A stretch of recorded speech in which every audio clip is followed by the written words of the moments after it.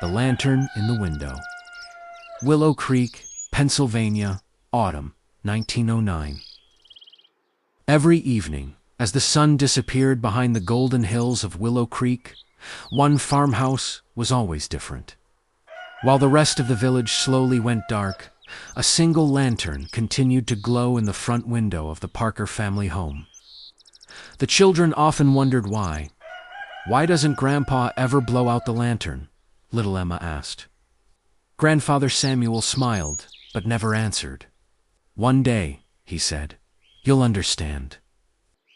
Years earlier, before Emma was born, Samuel's youngest brother, Thomas, had left Willow Creek to work on the expanding railroads across America.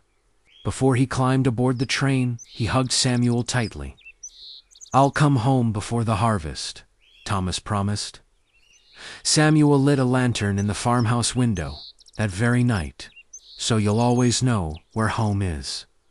But the harvest came, then winter, then another spring. Thomas never returned. As the years passed, the glowing lantern became a quiet symbol throughout Willow Creek. Travelers passing through the village often noticed its warm light. Lost wagons stopped there for directions. Weary workers found a hot meal. Neighbors in need always knew the Parker door would be open. People began saying, "If you can see Samuel's lantern, you'll never be alone." One stormy autumn evening, heavy rain poured across the valley. The wind howled through the maple trees. A tired stranger arrived at the farmhouse, carrying nothing but a worn leather satchel. Mary welcomed him inside without hesitation. He warmed his hands by the fireplace, while Emma served him fresh soup and homemade bread. The stranger looked toward the lantern glowing in the window. "My father used to tell me about this light," he said quietly. "He said there was a family in Pennsylvania who never stopped waiting." Grandfather Samuel looked up. "What was your father's name?" The man swallowed. "Thomas Parker." Silence filled the room. The old lantern flickered gently. The stranger opened his satchel and removed a faded photograph. It showed two young brothers standing beneath the same maple tree that still grew beside the farmhouse. Tears filled Samuel's eyes. "You're his son," the young man nodded. "My father passed away last winter."